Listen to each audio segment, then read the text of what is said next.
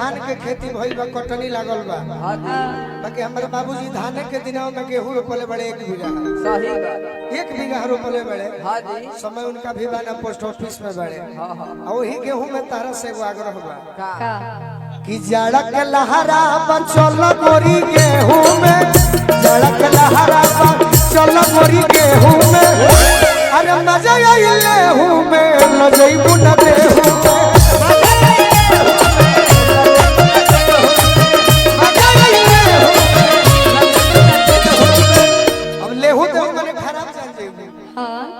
मान लो कि मार्केट में तहरा के कुछ देव, तू हमारा के कुछ देव, तहाला हो जाई।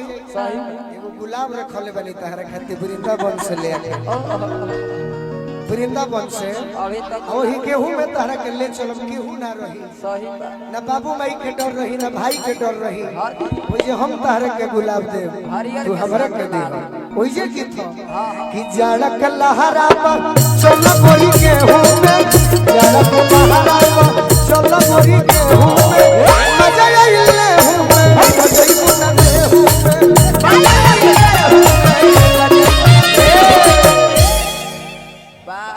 कैसा लगल भाई? बाकी हम कहें ए हमार जार के रजाई, ए हमार जार के रजाई, तोरा पीने की जार नहीं जाई।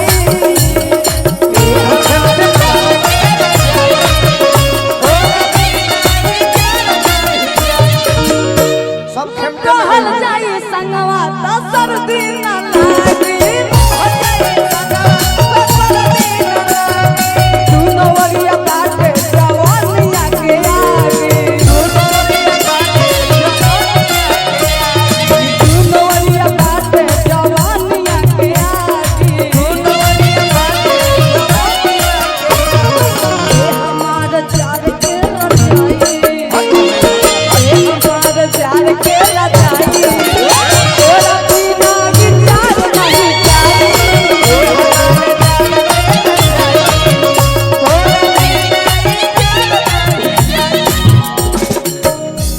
सखी सपना साकार हो गई कि हमारा जिंदगी में बहार हो गई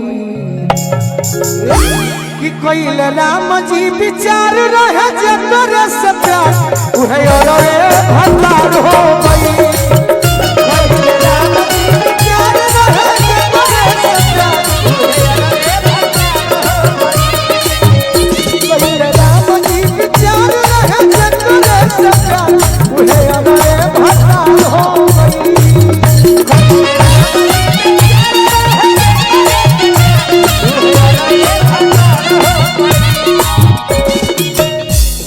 शादी बिना इनका सिलसिला होता नहीं हो गई, शादी बिना दान या दहेज के। अच्छा खमी जितेंद्र संग सुख भोग सेज के,